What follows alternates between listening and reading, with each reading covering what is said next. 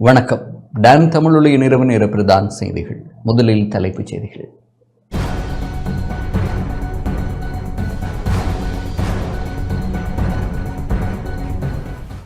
கொழும்பு துறைமுக விரிவாக்க திட்டத்தின் 2ஆம் கட்டத்தை நடைமுறைப்படுத்த அமைச்சரவை அனுமதி.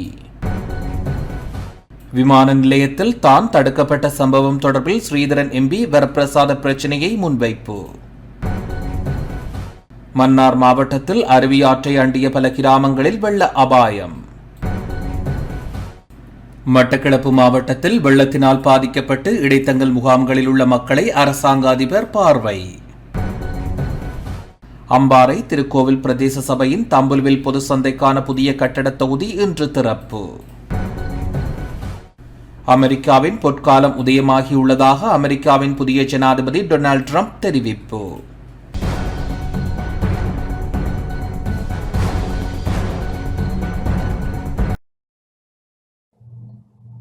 தொடர்வது முதன்மை செய்திகள்.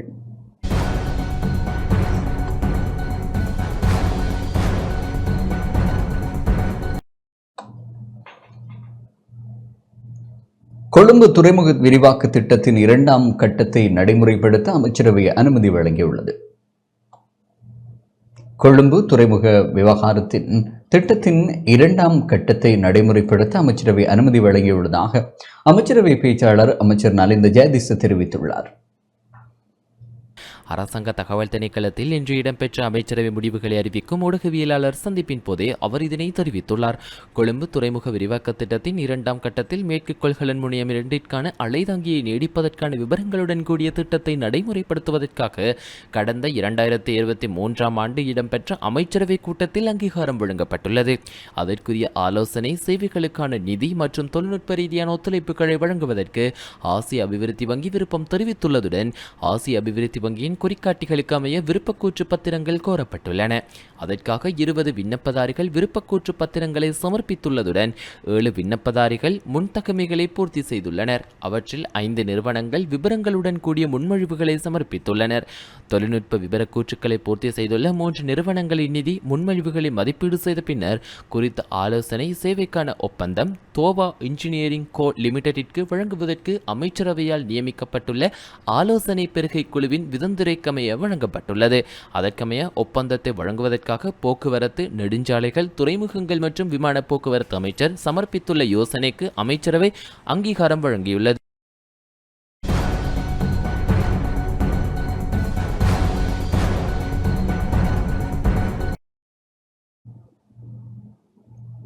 விமான நிலையத்தில் தான் தடுக்கப்பட்ட சம்பவம் தொடர்பில் ஸ்ரீதரன் எம்பி வரப்பிரசாத பிரச்சினையை முன்வைத்தார்.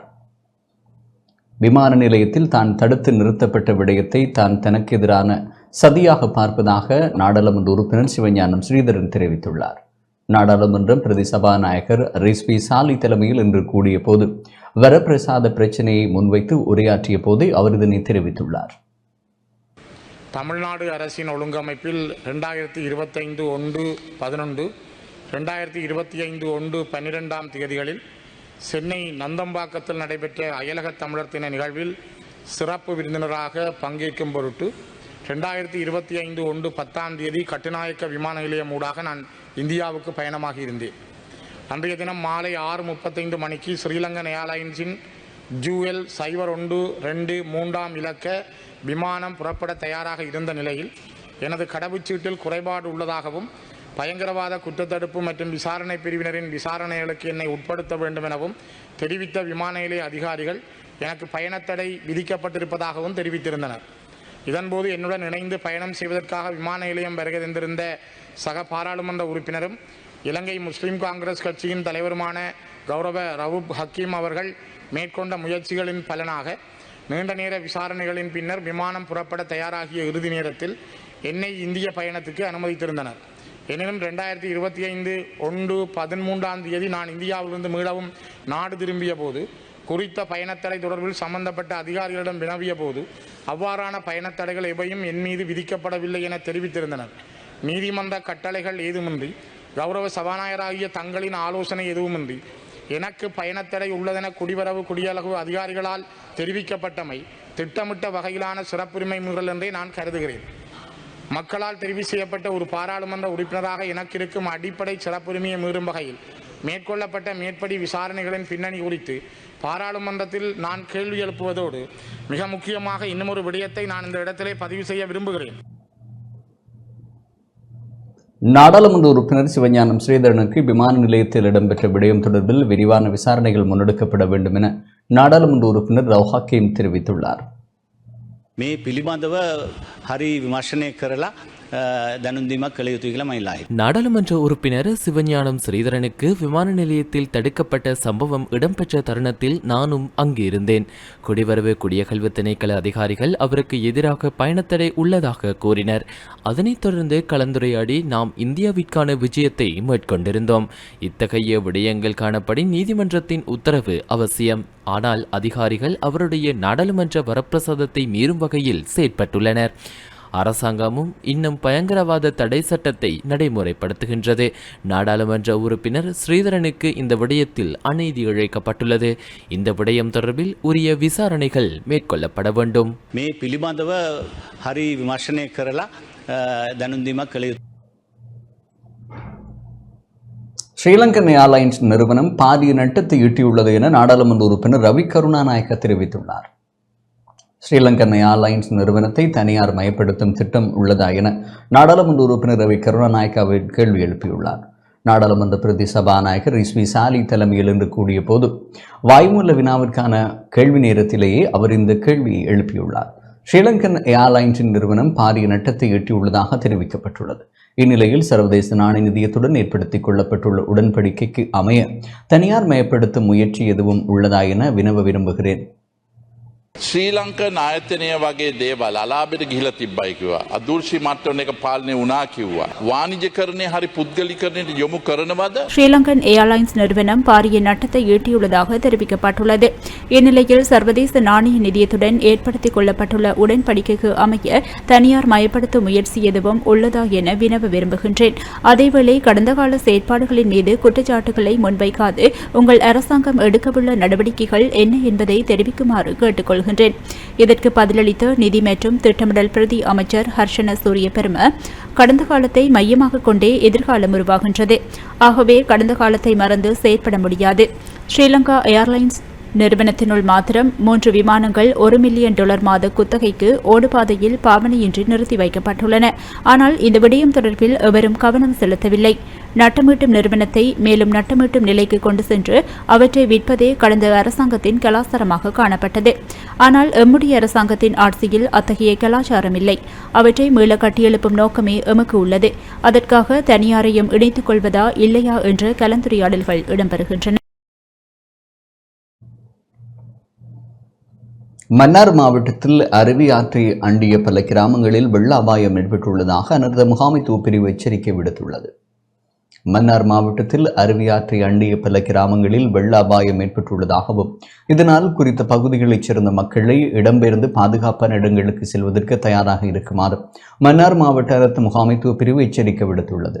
நாட்டின் சில பகுதிகளில் தொடர்ச்சியாக பெய்து வரும் மழை காரணமாக பெரிய குளங்களின் வான்கதவுகள் திறக்கப்பட்டுள்ளதனால் மல்வத்துவோயா எனப்படும் அருவியாற்றை அண்டிய பகுதிகளாக உள்ள நானாட்டான் மற்றும் மடு பிரதேச செயலக பிரிவில் உள்ள பல கிராமங்களுக்கு அபாய எச்சரிக்கை விடுக்கப்பட்டுள்ளது.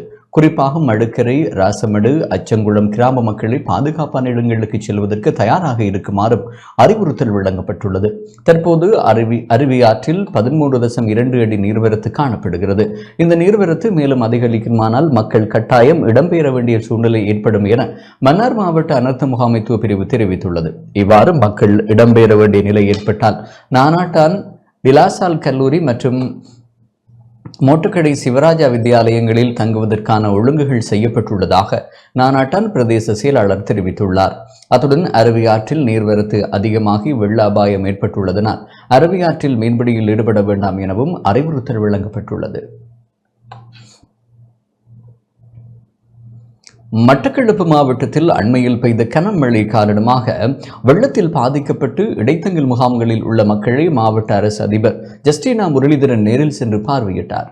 செங்கலடி பிரதேச செயலக பிரிவில் வெள்ளத்தினால் பாதிக்கப்பட்டு கொம்மாந்துறை விநாயக வித்தியாலயத்தில் தங்க வைக்கப்பட்டுள்ளவர்களை சந்தித்த அரசு அதிபர் அவர்களின் பிரச்சனைகள் தொடர்பில் கேட்டறிந்தார். அரசாங்க அதிபரின் கள்ள விஜயத்தின் போது ஈராவூர் பெற்ற பிரதேச செயலாளர் கே தனபாலசுந்தரம், உதவி பிரதேச செயலாளர் நிருபா பிருந்தன், மாவட்ட அனர்த்த முகாமைத்து உதவி பணிப்பாளர் ASM ஜியாத், அனர்த்த நிவாரண சேவைகள் உத்தியோகத்தர் M சுரேஷ்குமார் ஆகியோர் கலந்து கொண்டனர். பிரதான குளங்கள் உட்பட அனைத்து குளங்களிலும் நீர் நிரம்பிய காரணத்தினால் வான்கதவுகள் திறக்கப்பட்டதனாலும் மட்டக்களப்பு மாவட்டத்தில் 3737 குடும்பங்களைச் சேர்ந்த 11,971 நபர்கள் பாதிக்கப்பட்டிருந்தார்கள். 334 குடும்பங்களைச் சேர்ந்த 921 நபர்கள் 9 இடைத்தங்கல் முகாம்களில் தங்கி இருந்து அவர்களுக்கான உதவிகள், குறிப்பாக சமைத்த உணவு மற்றும் அவங்களுடைய தேவைகள் பூர்த்தி செய்யப்படுகின்றது. மற்றும் 3037 குடும்பங்களைச் சேர்ந்த 10,031 நபர்கள் உறவினர் வீடுகளில் தங்கியுள்ளார்கள். மேலும் மாவட்டத்தில் ஏற்பட்ட வெள்ளப்பெருக்கின் காரணமாக கிரான், புலிவாய்ந்தகள், அதே போல வாழைச்சேனை, நாசிவந்தீவுக்கான படகு சேவைகளும் எங்களால் மக்களுக்கு ஆரம்பிக்கப்பட்டுள்ளது. மேலும் வெள்ளாவளி மண்டூரில் பாதுகாப்பாக மக்களை பாதையில் செல்வதற்காக டிராக்டர் சர்வீஸும் நாங்கள் ஏற்படுத்தி இருக்கின்றோம்.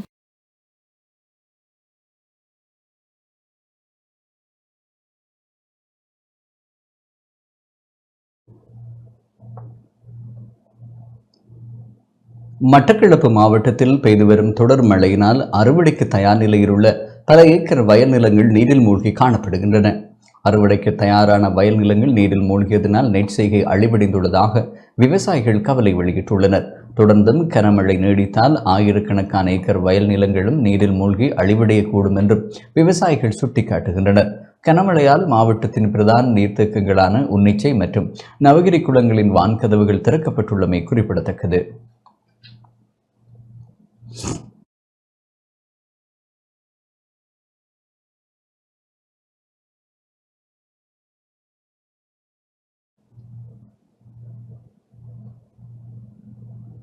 மட்டக்களப்பு மாவட்டத்தில் கனமழையால் அறுவடைக்கு தயாராக உள்ள வயல் நிலங்கள் நீரில் மூழ்கியுள்ள நிலையில் விவசாயிகள் எதிர்நோக்கும் பிரச்சினைகள் தொடர்பில் நாடாளுமன்ற உறுப்பினர் கந்தசாமி பிரபு ஆராய்ந்தார். விவசாயிகள் எதிர்நோக்கும் பிரச்சினைகள் தொடர்பில் மட்டக்களப்பு கமநல அபிவிருத்தி திணைக்களத்திற்கு விஜயம் செய்த நாடாளுமன்ற உறுப்பினர் கமநல அபிவிருத்தி திணைக்கள உதவி ஆணையாளர் கே ஜெகநாத்திடம் வெள்ள அனர்த்தத்தினால் பாதிக்கப்பட்டுள்ள சேத விவரங்கள் தொடர்பிலும் காப்புறுதி வழங்குவது சம்பந்தமாகவும் கேட்டறிந்து கொண்டார். விவசாயிகளுக்கு உரிய உரமானிய கொடுப்பனவு வழங்குதல் மற்றும் கடந்த வெள்ள அனர்த்தத்தின் போது பாதிக்கப்பட்டவர்களுக்கு உரிய நஷ்டஈடு வழங்குதல், படுவான்கரை பகுதியில் உள்ள கமநல அபிவிருத்தி நிலைய செயற்பாடுகள் தொடர்பிலும் நாடாளுமன்ற உறுப்பினர் கந்தசாமி பிரபு கேட்டறிந்தார்.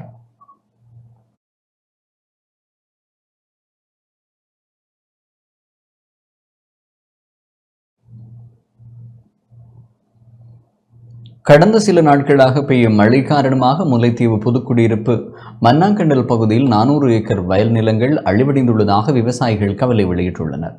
புதுக்குடியிருப்பு கமநல சேவை பிரிவில் மன்னாங்கண்டல் கமக்கார அமைப்புகளுக்குட்பட்ட பகுதிகளில் 2024 1400 ஏக்கரில் காலபோக நெற்செய்கை மேற்கொள்ளப்பட்டது.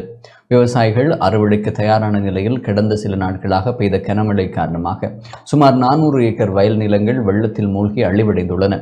இதனால் அரசாங்கம் விவசாயிகளின் நலனை கருத்தில் கொண்டு இழப்பீடுகளை வழங்க முன்வர வேண்டும் என விவசாயிகள் கோரிக்கை விடுத்துள்ளனர். மண்ணாண்ட பிரதேசத்துல வயல் போய் வச்சிருக்கிறோம்.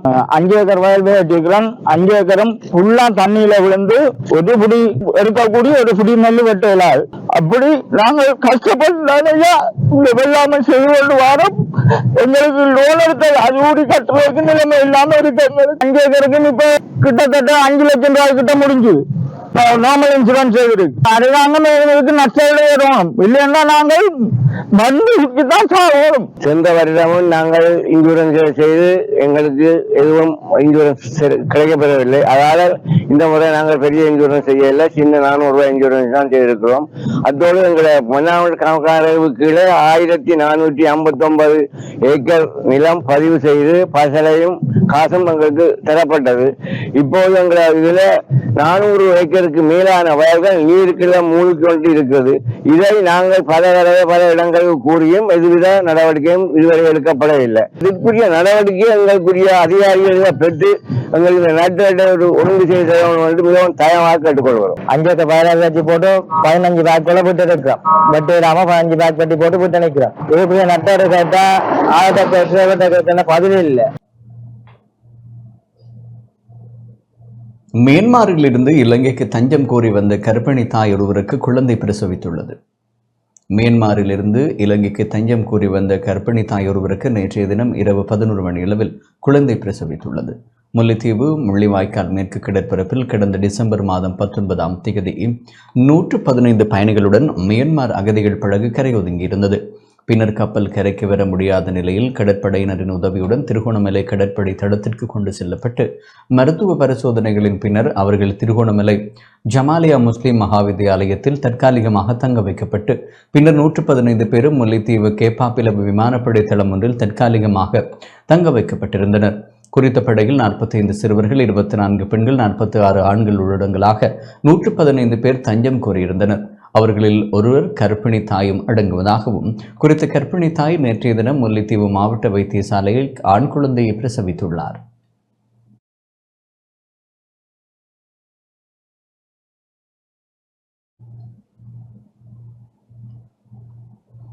யாழ்ப்பாணம் கைதடி பகுதியில் தொப்புள் கொடியுடன் பிறந்த குழந்தையொன்று கிணற்றுக்குள் வீசப்பட்ட சம்பவம் ஒன்று இடம்பெற்றுள்ளது.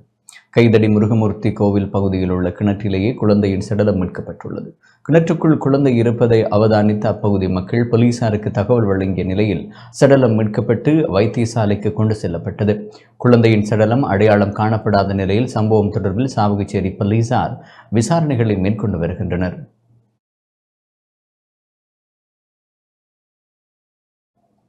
அம்பாறை திருக்கோவில் பிரதேச சபையின் தம்பலுவில் பொதுச்சந்தைக்கான புதிய கட்டிட தொகுதி இன்று திறந்து வைக்கப்பட்டது. அம்பாறை திருக்கோவில் பிரதேச சபையின் தம்பலுவில் பொதுச்சந்தைக்கான புதிய கட்டிட தொகுதி வைபவ ரீதியாக இன்று திறந்து வைக்கப்பட்டுள்ளது. திருக்கோவில் பிரதேச சபையின் செயலாளர் சாயந்தி வீரபத்திரன் தலைமையில் திறப்பு விழா நிகழ்வு நடைபெற்றது. இக்கட்டிட தொகுதியானது உலக வங்கியின் நிதி உதவியின் கீழ் உள்ளூர் அபிவிருத்தி உதவி திட்டத்தினூடாக திருக்கோவில் பிரதேச சபையினரால் நிர்மாணிக்கப்பட்டது. அம்பாறை மாவட்ட உள்ளூராட்சி உதவி ஆணையாளர் SLA கமல் நெத்மினி பிரதம அதிதியாக கலந்து கொண்டு கட்டிடத்தை திறந்து வைத்தார். நிகழ்வில் திருக்கோவில் பிரதேச சபையின் முன்னாள் தவிசாளர் RW கமலராஜன், திருக்கோவில் பிரதேச சபையின் உத்தியோகஸ்தர்கள், கட்டிட ஒப்பந்தக்காரர்கள் என பலரும் கலந்து கொண்டனர்.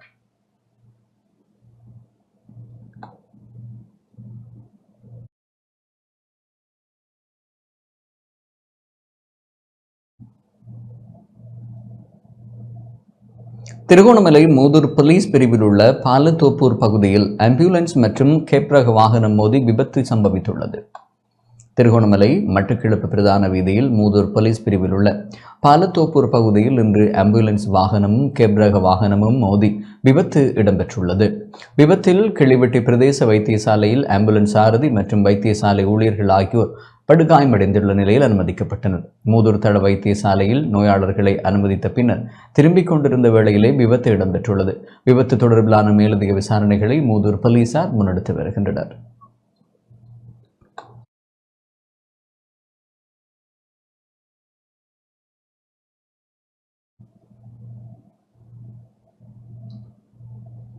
நுவரேலியாவில் இருந்து நாவலப்பிட்டி நோக்கி பயணித்த லொரி ஒன்று நுவரேலியா ஹட்டன் பிரதான வீதியில் நான்ஓயா ரதல்ல குறுக்கு வீதியில் நேற்று இரவு நடுவீதியில் குடை சாய்ந்து விபத்துக்குள்ளாகியுள்ளது. குறித்த லொரியில் ஏற்பட்ட எந்திர கோளாறு காரணமாக குறித்த விபத்து ஏற்பட்டுள்ளதாக போலீசாரின் ஆரம்பகட்ட விசாரணைகளின் மூலம் தெரிய வந்துள்ளது. விபத்துக்குள்ளான லொரியின் சாரதி சிறு காயங்களுடன் உயிர் தப்பியுள்ளதாக போலீசார் தெரிவித்தனர். விபத்து தொடர்பில் நான்ஓயா போலீசார் மேலதிக விசாரணைகளை மேற்கொண்டு வருகின்றனர். இதேவேளை நான்ஓயா ரதல்ல குறுக்கு வீதியில் கடந்த சில நாட்களாக தொடர்ச்சியாக அதிக விபத்துக்கள் இடம்பெற்று வருகின்றது. எனவே இவ்வீதியில் அதிக செங்குத்தான சரிவுகளையும் பாரிய வளைவுகளையும் கொண்டுள்ளதனால் தகுந்த தடையாளிகளை பாவித்து வாகனங்களை செலுத்த வேண்டும் என அறிவிப்பு பலகைகளும் வீதிகளில் வைக்கப்பட்டுள்ளமை குறிப்பிடத்தக்கது.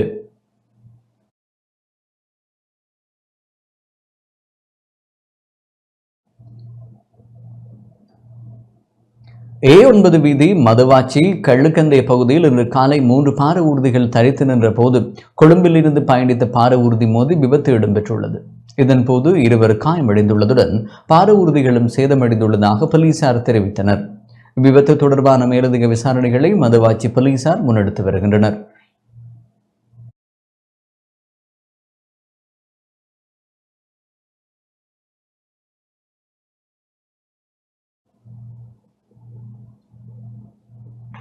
குற்றத்தின் மூலம் பெறப்பட்ட சொத்து தொடர்பான சட்டமூலத்தை தயாரிப்பதற்கு அனுமதி கிடைத்துள்ளதாக அமைச்சர் நலிந்த ஜெயதிச தெரிவித்துள்ளார்.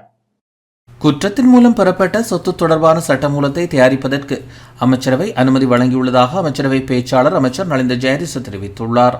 அரசாங்க தகவல் திணைக்களத்தில் இன்று இடம்பெற்ற அமைச்சரவை முடிவுகளை அறிவிக்கும் ஊடகவியலாளர் சந்திப்பின் போதே அவர் இதனை தெரிவித்தார். குற்றத்தின் மூலம் பெறப்பட்ட சொத்து தொடர்பான சட்டமூலத்தை தயாரிப்பதற்கு சட்டவரைஞருக்கு ஆலோசனை வழங்குவதற்காக 2024 டிசம்பர் 9 அன்று இடம்பெற்ற அமைச்சரவை கூட்டத்தில் அங்கீகாரம் வழங்கப்பட்டுள்ளது. அதற்கமைய சட்டவரைஞரால் தயாரிக்கப்பட்டுள்ள சட்டமூலத்திற்கு சட்டமா அதிபரின் ஒப்புதல் கிடைக்கப்பெற்றுள்ளது. குறித்த சட்டமூலத்தை வர்த்தமானியில் வெளியிடுவதற்கும் பின்னர் நாடாளுமன்ற அங்கீகாரத்திற்காக சமர்ப்பிப்பதற்காகவும் நீதி மற்றும் தேசிய ஒருமைப்பாட்டு அமைச்சர் சமர்ப்பித்துள்ள யோசனைக்கு அமைச்சரவை அங்கீகாரம் வழங்கியுள்ளது. 2015 ஆண்டு தொடக்கம் தெரிவு செய்யப்பட்ட மாணவர்களுக்கு பாடசாலை பாதணி வழங்கும் வேலைத்திட்டம் கல்வி அமைச்சின் மூலம் நடைமுறைப்படுத்தப்பட்டுள்ளது.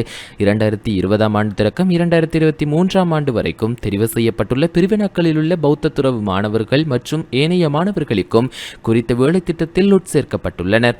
2025 ஆண்டுக்கான குறித்த வேலைத்திட்டத்தை நடைமுறைப்படுத்துவதற்காக நியமிக்கப்பட்டுள்ள அதிகாரிகள் குழுவின் விதந்துரைக்கமைய கீழ்வரும் பாடசாலை மாணவர்கள் பௌத்த துறவி மாணவர்கள் மற்றும் ஏனைய மாணவர்களுக்கு பாதணிகளை கொள்வனவு செய்வதற்கான 3000 ரூபாய் வவுச்சர் ஒன்றை வழங்குவதற்காக கல்வி, உயர்கல்வி மற்றும் தொழிற்கல்வி அமைச்சராக பிரதமர் சமர்ப்பித்துள்ள யோசனைக்கு அமைச்சரவை அங்கீகாரம் வழங்கியுள்ளது.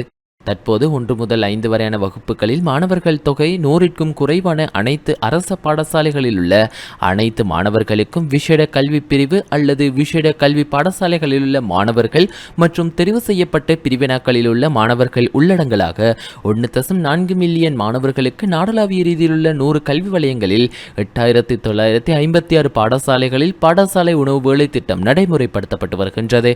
குறித்த வேலை திட்டத்தை மேலும் திட்டமிட்ட வகையில் 2025 ஆண்டில் நடைமுறைப்படுத்தவும் ஆண்டுக்கான உயர்ந்தபட்சம் 1.5 மில்லியன் மாணவர்கள் பயனடையக்கூடிய வகையில் வரவு செலவு திட்டத்தில் நிதியொதுக்குவதற்கும் கல்வி, உயர்கல்வி மற்றும் தொழிற்கல்வி அமைச்சராக பிரதமர் அவர்கள் சமர்ப்பித்துள்ள யோசனைக்கு அமைச்சரவை அங்கீகாரம் வழங்கியுள்ளது. வளமான நாடு அழகான நாடு கொள்கை பிரகடனம் மாற்றுக்கடன் நிலை பெறுதன்மை பற்றிய பகுப்பாய்வு விடயம் போலியானதா என ஐக்கிய மக்கள் சக்தி நாடாளுமன்ற உறுப்பினர் சித்ராஸ் பெர்னாண்டோ கேள்வி எழுப்பியுள்ளார். வளமான நாடு அழகான நாடு கொள்கை பிரகடனத்தில் மாற்றுக்கடன் நிலைபெறுதன்மை பற்றி பகுப்பாய்வு தயாரிக்கப்படும் என கூறப்பட்டுள்ள விடயம் போலியானதா என ஐக்கிய மக்கள் சக்தி நாடாளுமன்ற உறுப்பினர் சட்டத்திரணி சித்ரால் பெர்னாண்டோ கேள்வி எழுப்பியுள்ளார். நாடாளுமன்ற பிரதி சபாநாயகர் ரிஸ்வி சாலி தலைமையில் இன்று கூடிய போதே வாய்மூல வினாக்கான கேள்வி நேரத்திலே அவர் இந்த கேள்வியை நிதி மற்றும் திட்டமிடல் பிரதி அமைச்சர் ஹர்ஷன சூரியபெருமவிடம் எழுப்பியுள்ளார். கடந்த காலங்களில் இடம்பெற்ற விடயங்களை நாம் நன்கு அறிந்துள்ளோம். அதற்கான பதிலை நாட்டு மக்கள் வழங்கியுள்ளனர். இத்தகைய பின்னணியில் அரசாங்கத்தின் அடுத்த கட்ட நடவடிக்கைகள் என்ன என்பதை அறிந்து கொள்ள விரும்புகின்றோம். அத்துடன் சர்வதேச நாணய நிதிய உடன்படிக்கையின் நிபந்தனைகளின் காரணமாக மக்கள் பெருமளவில் பாதிக்கப்பட்டுள்ளமையை அரசாங்கம் அறிந்துள்ளதா என்ற கேள்வியை எழுப்ப விரும்புகின்றேன். இந்த கேள்விக்கு அமைச்சரின் பதில் தெளிவாக இல்லை. ஆனாலும் அமைச்சர் இதனை அறிந்திருப்பார் என நம்புகின்றேன். அவ்வாறு அமைச்சர் அறியவில்லையாயின் வளமான நாடு அழகான நாடு என்ற கொள்கை பிரகடனத்தின் 105வது பக்கத்தில் உள்ள விடயங்கள் போலியானவை அல்லவா? அப்படியெனின் நீங்கள் நாட்டுக்கு பொய்யுரைத்தமையை ஏற்றுக்கொள்கின்றீர்கள் அல்லவா? அதில் கடன் நிலைபெறு தகுநிலையை பேணி வருதல் மற்றும் தாக்குப்பிடிக்கக்கூடிய மட்டத்தில் கடன் வட்டியை வைத்துக் கொள்வதை இலக்காக கொண்டு அவசிய பாட்டுக்கு இணங்க மீளாய்வு நடவடிக்கைகளில் பாவிப்பதற்கான மாற்றுக்கடன் நிலைபெறு தன்மை பற்றி பகுப்பாய்வினை தயாரிக்கப்படும் என கூறப்பட்டுள்ளது. இந்த விடயங்கள் பொய்யென உடன்படுகின்றீர்களா என வினவ விரும்புகின்றேன்.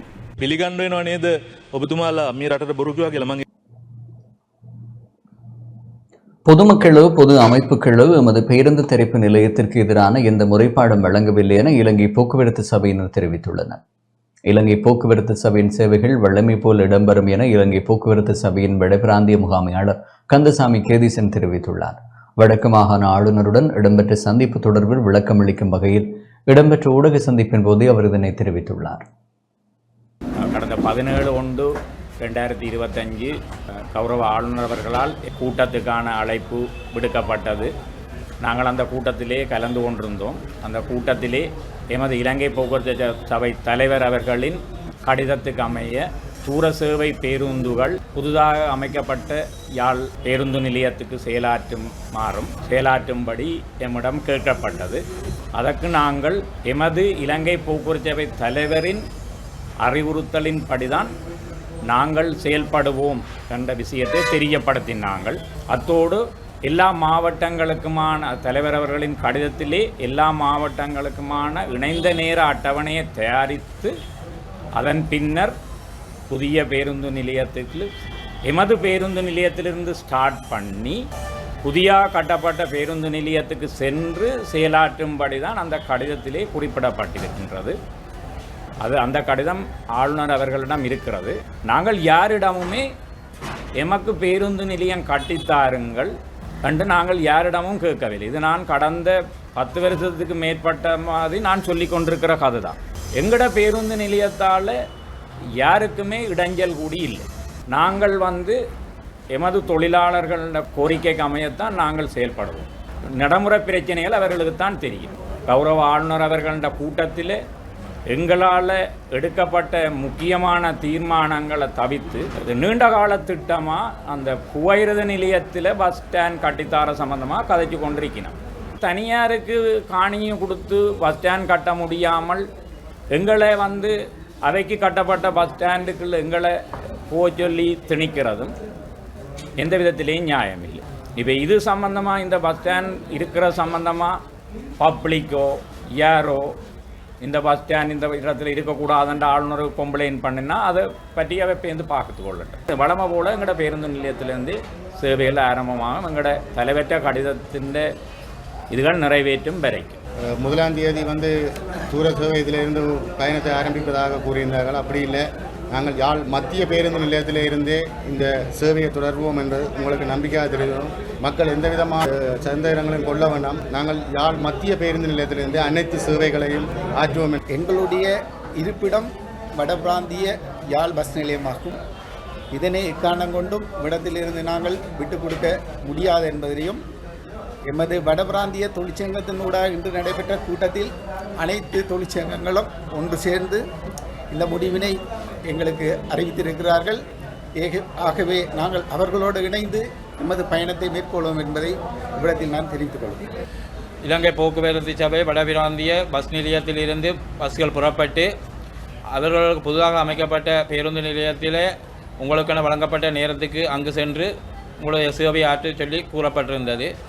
அதே எமது பிரதான பிராந்திய முகாமையாளர் அவ்வாறே செயல்படுவோம் என கூறியிருந்தார். எந்த விதத்திலும் நாங்கள் எமது பஸ் நிலையத்திலிருந்து சேவையாற்றுவோம் என்பதனை இந்த விடயத்திலே நான் குறிப்பிடாக பொதுமக்களுக்கு எவ்வளவு குழப்பமடைய தேவையில்லை. எங்களது பேருந்து நிலையம் எங்களுக்கானது, இலங்கை போக்குவரத்து சபைக்கு சொந்தமானது. அந்த பேருந்து நிலையத்திலிருந்தே எங்களது கடமைகள் செயலாற்றப்படும். அதேவேளை தனியாருக்கு பேருந்து நிலையம் இல்லாத காரணத்தால் உருவாக்கப்பட்ட பேருந்து நிலையம் தனியாருக்கான பேருந்து நிலையம் தனியாருக்காக செயலாற்றப்பட வேண்டும். அவர்கள் அதிலிருந்து செயலாற்றவும், நாங்கள் இதிலிருந்து செயலாற்றவும். இதேவேளை இணைந்த நேர அட்டவணைக்கு நாங்கள் வருகின்றோம். இணைந்த நேர அட்டவணையானது வடபிராந்தியத்தில் இருக்கின்ற 5 மாவட்டங்களில் சகல வழித்தடங்களும் 60க்கு 40 என்ற ரீதியில் சகல வழித்தடங்களும் வெறுமாக இருந்தால் அதை பரிசீலித்து அதன் பிற்பாடு இணைந்த நேர அட்டவணைக்கு நாங்கள் செயலாற்ற தயாராக இருக்கோம். இந்த பேருந்து நிலையத்தை விட்டு நாங்கள் எக்காரணம் கொண்டும் அகலப் போவதும் இல்லை. இந்த பேருந்து நிலையத்திலிருந்து நாங்கள் கடமையாற்றுவோம். இலங்கை போக்குவரத்து சபையின் யாழ் சாலை முகாமையாளரோடாக 14 நாட்களுக்கு யாழ் மத்திய பேருந்து நிலையத்தில் கடைகளை அமைத்துள்ள வியாபாரிகள் வெளியேற வேண்டும் என தெரிவிக்கப்பட்டுள்ளதாக வியாபாரிகள் தெரிவித்துள்ளனர். இலங்கை போக்குவரத்து சபையின் யாழ் மத்திய பேருந்து நிலையத்திலிருந்து தம்மை அகற்ற வேண்டாம் என யாழ் மத்திய பேருந்து நிலையத்தில் கடைகளை அமைத்துள்ள வியாபாரிகள் கோரிக்கை விடுத்துள்ளனர். இலங்கை போக்குவரத்து சபையின் யாழ் சாலை முகாமையாளரோடாக 14 நாட்களுக்குள் தம்மை வெளியேறுமாறு கடிதம் வழங்கியுள்ளதாக அவர்கள் கவலை வெளியிட்டுள்ளனர். யாழில் ஊடகங்களுக்கு கருத்து தெரிவிக்கும் போதே அவர்கள் இதனை குறிப்பிட்டுள்ளனர்.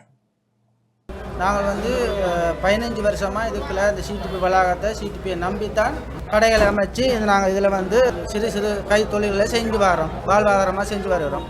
15 வருஷமாக சிடிபி எங்களுக்கு அனுமதி தந்து எங்கள் வாழ்வார கடை என்று தந்து எங்களை உட்கார வச்சதுனால இதுவரை காலமும் நாங்கள் வந்து அன்றாடைக்கு தேவையான இதுகளை சம்பாதித்து வருகிறோம். எங்களுக்கு மாதாந்தம் சிடிபியால் ஒரு சின்ன வரி கொண்டு வர அப்படின்னா மாதம் 500 ரூபா படி மாதத்துக்கு 9 லட்சம் காசு வருகிறது.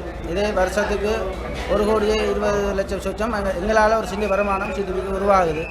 அதே போன்று இந்த சிடிபியை நம்பித்தான் நாங்களும் அந்த ஒரு சின்ன கைத்தொழிலை வச்சு இதை நாங்கள் உழைத்து கொண்டு வருகிறோம். இதில் 200 குடும்பம் தங்கி இருக்குது. 67 கடை, ஒரு கடையில் 2 பேர் 3 பேர் நாங்கள் வேலை செய்கிறோம்.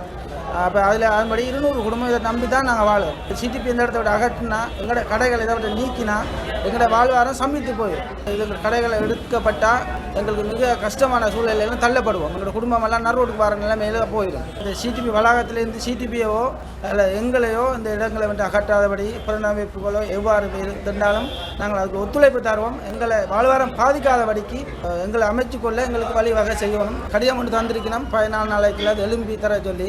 அப்போ அதன் அடிப்படையில் சிடிபியால் வந்து எங்களுக்கு ஒரு கடிதம் ஒன்று தந்திருக்கணும். மிக ஒரு வேதனையான வருந்தத்தக்கான விஷயம் என்னன்னு சொன்னால், இப்படி திடீர்னு நாங்கள் எழுப்பி போகிறோம் என்றாலோ இல்லை இதை விட்டுட்டு போனாலோ எங்களுக்கு வேறு வாழ்வாரம் இல்லை.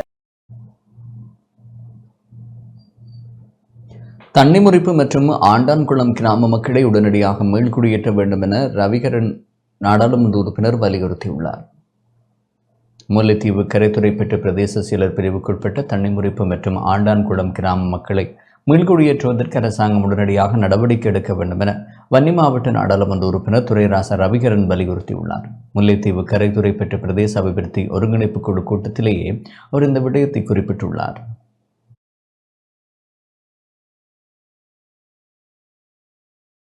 சிவில் பாதுகாப்பு திணைக்களத்தின் பணிப்பாளர் நாயகம் பதவிக்கு பானித பெர்னாண்டோ நியமிக்கப்பட்டுள்ளார். சிவில் பாதுகாப்பு திணைக்களத்தின் பணிப்பாளர் நாயகம் பதவிக்கு இலங்கை இராணுவத்தின் ஓய்வுநிலை மேஜர் ஜெனரல் KHP பாலித பெர்னாண்டோவை நியமிக்க அமைச்சரவை அனுமதி வழங்கியுள்ளதாக அமைச்சரவை பேச்சாளர் அமைச்சர் நலிந்த ஜெயதிச தெரிவித்துள்ளார். சிவில் பாதுகாப்பு திணைக்களத்தின் பணிப்பாளர் நாயகம் பதவி 2025ஆம் ஆண்டு 1ஆம் மாதம் 1ஆம் திகதி தொடக்கம் வெற்றிடமாக உள்ளது. இலங்கை இராணுவத்தின் ஓய்வு நிலை major general KHP Palitha Fernando அவர்களை சிவில் பாதுகாப்பு திணைக்களத்தின் பணிப்பாளர் நாயகமாக நியமிப்பது பொருத்தமென கண்டறியப்பட்டுள்ளது. அதற்கிணங்க அவரை சிவில் பாதுகாப்பு திணைக்களத்தின் பணிப்பாளர் நாயகம் பதவிக்கு உடனடியாக நடைமுறைக்கு வரும் வகையில் ஒப்பந்த அடிப்படையில் 1 வருடத்திற்கு நியமிப்பதற்காக பாதுகாப்பு அமைச்சராக ஜனாதிபதி சமர்ப்பித்துள்ள யோசனைக்கு அமைச்சரவை அங்கீகாரம் வழங்கியுள்ளது. விவசாயம், கால்நடை வளங்கள், காணி மற்றும் நீர்ப்பாசன அமைச்சின் மேலதிக செயலாளர் பதவியில் கடமையாற்றிய இலங்கை நிர்வாக சேவை விசேட தர அதிகாரியான TTK விக்ரமாராட்சி அவர்கள் அவருடைய நிரந்தர பதவிக்கு மேலதிகமாக 2024ஆம் ஆண்டு 12ஆம் மாதம் 12ஆம் திகதி தொடக்கம் காணி ஆணையாளராக பதில் கடமைக்கு நியமிக்கப்பட்டுள்ளார். அத்திணைக்களத்தில் சேவைகளை நிமித்தம் பிரதேச நிர்வாக அனுபவங்களை கொண்டுள்ள அதிகாரியொருவரை நிரந்தரமாக நியமிக்க வேண்டிய தேவையுள்ளது. அதற்கமைய தற்போது பொது நிர்வாக, மாகாண சபைகள் மற்றும் உள்ளூராட்சி அமைச்சின் உள்நாட்டு அலுவலர்கள் பிரிவின் மேலதிக செயலாளராக கடமையாற்றிய இலங்கை நிர்வாக சேவை விசேட தர அதிகாரியான RA சந்தனசமன் ரணவீராராட்சி அவர்களை காணி ஆணையாளராக நியமிப்பது பொருத்தமென கண்டறியப்பட்டுள்ளது. அவரை காணி ஆணையாளராக நியமிப்பதற்கு விவசாயம், கால்நடை வளங்கள், காணி மற்றும் நீர்ப்பாசன அமைச்சர் அவர்கள் சமர்ப்பித்துள்ள யோசனைக்கு அமைச்சரவை அங்கீகாரம் வழங்கியுள்ளது. விவசாய பணிப்பாளர் நாயகம் பதவியில் தற்போது கடமையாற்றுகின்ற திருமதி KNS ரணதுங்க அவர்கள் 2025ஆம் ஆண்டு 1ஆம் மாதம் 21ஆம் திகதி தொடக்கம் அரசு சேவையிலிருந்து ஓய்வு பெறவுள்ளார். அன்று தொடக்கம் வெற்றிடமாக உள்ள பணிப்பாளர் நாயகம் பதவிக்கு புதிய அதிகாரி ஒருவரை நியமிக்க வேண்டியுள்ளது. குறித்த பதவிக்கு தற்போது விவசாயம், கால்நடை வளங்கள், காணி மற்றும் நீர்ப்பாசன அமைச்சின் மேலதிக செயலாளர் பதவியில் கடமையாற்றுகின்ற இலங்கை விவசாய சேவையின் விசேட தர அதிகாரியான கலாநிதி ERSP எதிரிமான அவர்களை நியமிப்பதற்காக விவசாயம், கால்நடை வளங்கள், காணி மற்றும் நீர்ப்பாசன அமைச்சர் அவர்கள் சமர்ப்பித்துள்ள யோசனைக்கு அமைச்சரவை அங்கீகாரம் வழங்கியுள்ளது. நாட்டை கட்டியெழுப்பும் வேலை திட்டத்தை ஆரம்பித்துள்ளதாக பிரதி அமைச்சர் ஹர்ஷன சூரியபிரம தெரிவித்துள்ளார். நாட்டை மீண்டும் வீழ்ச்சிப்பாதைக்கு இட்டுச் செல்வதற்கு தாம் இடமளிக்கப் போவதில்லை என நிதி திட்டமிடல் பிரதி அமைச்சர் ஹர்ஷன சூரியபிரம தெரிவித்துள்ளார். நாடாளுமன்றம் பிரதி சபாநாயகர் ரிஸ்வி சாலை தலைமையில் இன்று கூடியது. இதன்போது ஐக்கிய மக்கள் சக்தியின் நாடாளுமன்ற உறுப்பினர் சட்டத்தரணி சித்ரால் பெர்னாண்டோவினால் எழுப்பப்பட்ட கேள்விக்கு பதிலளிக்கும் போதே அவர் இதனை தெரிவித்தார். මේ රට වට්ටලා තියෙන තැනින් බොහොම සාර්ථක වාර්ථික ස්ථායීකරණයේ මට්ටමකට අපි ගෙනෙන වැඩකටයුතු අවශ්‍ය මූලික වැඩකටයුතු සූදානම් කරලා තියෙනවා. வீழ்ச்சி கண்டுள்ள நாட்டில் பாதிக்கப்பட்டுள்ள மக்களுக்காக நிவாரண வேலை திட்டத்தை முன்னெடுத்து செல்வதற்கு எதிர்பார்த்துள்ளோம். ஆனால் அந்த விடயத்திற்கு இடையூறு விளைவித்து வீழ்ச்சி பாதைக்கு கொண்டு சென்று மக்களுக்கு மீண்டும் நெருக்கடியை ஏற்படுத்த எத்தனிக்கின்றனர். ஆனால் வீழ்ச்சி பாதைக்கு நாட்டை கொண்டு செல்வதற்கு நாம் மீண்டும் இடமளிக்க மாட்டோம். நாட்டை கட்டியெழுப்பும் தீர்மானங்களை செயற்படுத்துவதற்காகவே நாம் ஆட்சிக்கு வந்துள்ளோம். கடந்த அரசாங்கங்கள் நாட்டை இட்டு சென்ற வீழ்ச்சி பாதையில் இருந்து நாட்டை கட்டியெழுப்புவதற்காகவே நாம் ஆட்சிக்கு வந்துள்ளோம். அதற்காகவே நாட்டு மக்களும் எமக்கு 3/2 பெரும்பான்மை வாக்குகளை அளித்துள்ளனர். நாடு வீழ்ச்சி கண்ட இடத்திலிருந்து அவர்களை மீட்டு முன்னோக்கி கொண்டு செல்வதற்கு ஏதுவான திட்டம் தயாரிக்கப்பட்டுள்ளது.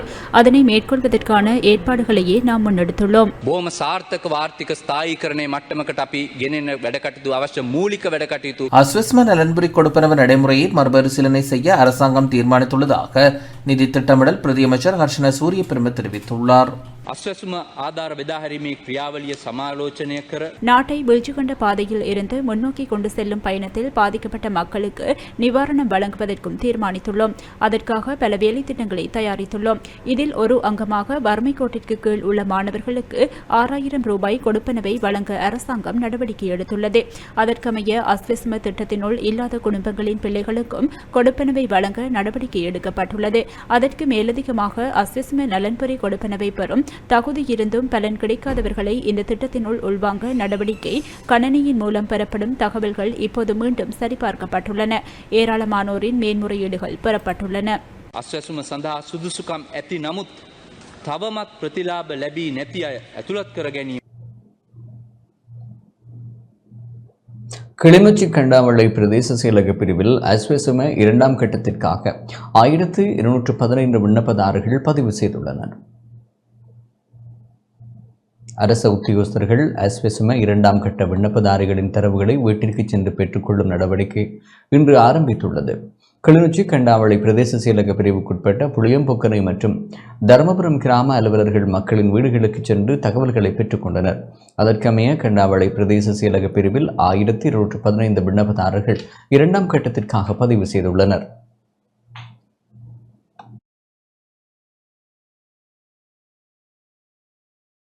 எங்களுக்கு இந்த நலம்புரி பதிவு முதல் கட்டம் எங்களுக்கு தெரியாதால நாங்கள் பதிவு செய்யலை. இப்போ 2ஆம் கட்டத்துக்கு எங்களோட இஎஸ் எங்களோட வீட்டில் பதிவெடுத்து கொண்டு போகிறேன். எங்களுக்கு சரியான கஷ்டம். இதாவது எங்களுக்கு கிடைக்கணும்னு சொல்லி நாங்கள் எதிர்பார்க்குறோம். அஸ்வசும கொடுப்பனை முதல் எனக்கு கிடைக்கல. ஃபோம் தவறுப்பட்டு போயிட்டுது. இப்போ 2ஆம் கட்டத்தில் எனக்கு கிடைச்சிருக்குது. பதிவு ஜிஎஸ் எடுத்திருக்கிறாங்க. அதுக்குரிய கொடுப்பனை எனக்கு கிடைக்குமென்று நம்பிக்கை இருக்குது. முல்லைத்தீவு ஒட்டுசுட்டான் நெற்களஞ்சிய சாலை இன்று துப்புரவு செய்யப்பட்டுள்ளது. முல்லைத்தீவு ஒட்டுசுட்டான் பகுதியில் உள்ள நெற்களஞ்சிய சாலை சிவில் பாதுகாப்பு திணைக்கள ஊழியர்களால் இன்று துப்புரவு செய்யப்பட்டது. ஜனாதிபதி அனுர்குமார் திசாநாயக்கவின் வழிகாட்டுதலின் கீழ் பெரும்போக நெல் அறுவடையை கொள்முதல் செய்வதற்கான திட்டத்தை அரசாங்கம் செயற்படுத்த திட்டமிட்டுள்ளது. நெல் கொள்முதல் செய்த பிறகு நெல் சந்தைப்படுத்தல் சபைக்கு சொந்தமான 209 நெல் களஞ்சிய சாலைகளில் அவற்றை சேமித்து வைக்க திட்டமிடப்பட்டுள்ளது. அதற்கமைய நெல் சந்தைப்படுத்தலை சபைக்கு சொந்தமான நீண்ட காலமாக பயன்படுத்தப்படாமல் உள்ள நெற்களஞ்சிய சாலைகள் துப்புரவு செய்யப்படுகின்றன. இந்த திட்டத்திற்கமைய முல்லைத்தீவு மாவட்டத்தின் பல்வேறு பகுதிகளில் உள்ள நெற்களஞ்சிய சாலைகள் இராணுவத்தினரால் துப்புரவு செய்யப்படுகின்றன. அதற்கமைய ஒட்டுசுட்டான் பகுதியில் உள்ள நெற்களஞ்சிய சாலை இன்று முல்லைத்தீவு மாவட்ட சிவில் பாதுகாப்பு பிரிவு ஊழியர்களினால் துப்புரவு செய்யப்பட்டது. ஸ்மார்ட் ஸ்ரீலங்கா வேலை திட்டத்தின் கீழ் பயிற்சிகளை நிறைவு செய்த மாணவர்களுக்கு NVQ சான்றிதழ்கள் வழங்கப்பட்டன. மட்டக்களப்பு மாவட்ட செயலக ஸ்மார்ட் ஸ்ரீலங்கா நிலையத்தின் 4 மாத கற்கனரிகளை பூர்த்தி செய்த 40 மாணவர்களுக்கு இன்றைய தினம் NVQ தர சான்றிதழ்கள் வழங்கப்பட்டன. மாவட்ட செயலாளர் ஜஸ்டினா முரளிதரன் தலைமையில் மனிதவள வேலைவாய்ப்பு திணைக்களத்தின் மாவட்ட மனிதவள அபிவிருத்தி உத்தியோகஸ்தர்களின் இணைப்பாளர் டி மைக்கேல் கோலினின் ஒழுங்குபடுத்தலில் சான்றிதழ்கள் வழங்கும் நிகழ்வு நடைபெற்றது. உதவி மாவட்ட செயலாளர் ஜி பிரணவனின் மேற்பார்வையின் கீழ் இலங்கை மனிதவள வேலைவாய்ப்பு திணைக்களத்தினால் மாவட்ட செயலக மனிதவள அபிவிருத்தி உத்தியோகஸ்தர்களின் வழிகாட்டுதலின் கீழ் மாவட்ட செயலக சிமார்ட் ஸ்ரீலங்கா நிலையத்தின் இளைஞர் யுவதிகளுக்கு கணனி மொழிப்பயிற்சி மற்றும் தொலைபேசி திருத்துதல் போன்ற பயிற்சிகள் வழங்கப்பட்டமை குறிப்பிடத்தக்கது. மட்டக்களப்பு மாவட்டத்தில் மட்டும் இந்த ஸ்மார்ட் ஸ்ரீலங்கா நிலையமானது செயல்பட்டு கொண்டிருக்கிறது. கடந்த வருடம் அதாவது 2024 ஆண்டிலே 2 பிரிவுகளாக 17 இளைஞர்கள் கணனி பயிற்சிக்கு என தெரிவு செய்யப்பட்டு இந்த நிலையங்களிலே அவர்களுக்கான பயிற்சிகள் அளிக்கப்பட்டு இன்றைய தினத்திலே அவர்களுக்கான சான்றிதழ்கள் வழங்கப்பட்டன. உண்மையாகவே எங்களுடைய அதிமேதகு ஜனாதிபதி அவர்கள் ஜனவரி 1ஆம் தேதி ஆற்றிய உரையிலே 3 விடயங்களை குறிப்பிட்டு சொன்னார். ஒன்று வறுமை ஒழிப்பு, அடுத்தது டிஜிட்டலைசேஷன், 3வது கிளீன் ஸ்ரீலங்கா. இந்த டிஜிட்டலைசேஷன் என்ற செயல்பாடை நாங்கள் நடைமுறைப்படுத்துவதற்கு அநேக மாணவர்களுக்கு கணனி அறிவு தேவையாக இருக்கிறது. எனவே இந்த நிலையத்தின் ஊடாக நாங்கள் கணனி அறிவை எங்களுடைய இளைஞர்களுக்கு வழங்கி இருக்கின்றோம். அது ஜிஏ அம்மா அவையோட கண்காணிப்புக்கு கீழே நடக்கிறதால அவைக்கும் நான் நன்றியை தெரிவித்து கொள்கிறேன். அப்புறம் அங்கே போனதால் கணனி அறிவு மட்டும் இல்லாமல் ஒழுக்க விழுமியம் அப்படியான நிறைய பண்புகளை அங்கே கற்றுக்கொண்டேன். இதை ஸ்டார்ட் பண்ண முதல்ல ஐடி ஃபீல்டில் எனக்கு அந்தளவுக்கு பேசிக்கெல்லாம் தெரியாது. நிறைய விஷயங்கள் இருக்குது, எக்ஸல், வேர்ட் அப்படியெல்லாம் தெரியாது எனக்கு. அதை விட மூவிஸ் பார்க்குறது அப்படி தான் நான் லேப்பெல்லாம் யூஸ் பண்ணேன். ஸோ இங்கே வந்தது அப்புறம் தான் யூஸ்ஃபுல்லாக எப்படி ஒரு பிசியை யூஸ் பண்ணுறது தெரிய வந்தது. அதாவது ஐடி ஃபீல்டில் பெரிய ஒரு இம்ப்ரூவ்மெண்ட் ஒன்று வந்திருக்கு. தொழில் காட்டல் பயிற்சி நிலையத்தில் 4 மாதம் நிறைவடைந்த கோர்ஸ் மூலமாக நாங்கள் ஆரம்ப அடிப்படை கட்டத்தில் இருந்த அறிவை விட மேலும் மேலும் இம்ப்ரூவ் பண்ணக்கூடியதாக இருந்துச்சு. பொதுவாக எல்லாருக்குமே கம்ப்யூட்டர்னு சொன்னால் ஒரு பயம் ஒன்று இருக்கும். ஏன்னா எல்லாருக்குமே அந்த வசதி வாய்ப்பு கிடைக்கிறது இல்லை. ஆனால் இங்கே வந்ததுக்கப்புறம் ஒரு கம்ப்யூட்டரில் என்ன தந்தாலும் எங்களுக்கு ஒரு செஞ்சு ஒரு பயம் இல்லாமல் ஒரு முன்னால் போய் செய்கிற ஒரு இதாண்டு வந்துருந்துச்சு எங்களுக்கு. இந்த பயிற்சி நெறியில் பயிற்சி நெறிகளையும் மேம்பட்டு தொழில் வழிகாட்டல்களையும் எங்களது கருணாகரன் சார் மற்றும் பாசில் சார்கள் வழங்கப்படுகிறது. இன்னும் மேலதிக மனிதவள உத்தியோகத்தர்கள் நடக்கப்படுகிறது. அதில் எங்களை பற்றிய விடயங்கள் மட்டுமல்லாது கணினி பற்றிய விடயங்களை நாங்கள் நிறையவே அறிஞ்சு கொண்டோம். இத்துடன் இந்த செய்திகள் நிறைவுக்கு வருகின்றன. மேலதிக செய்திகளுக்கு நமது டான் நியூஸ் தொலைக்காட்சியோடு இணைந்திருங்கள். வணக்கம்.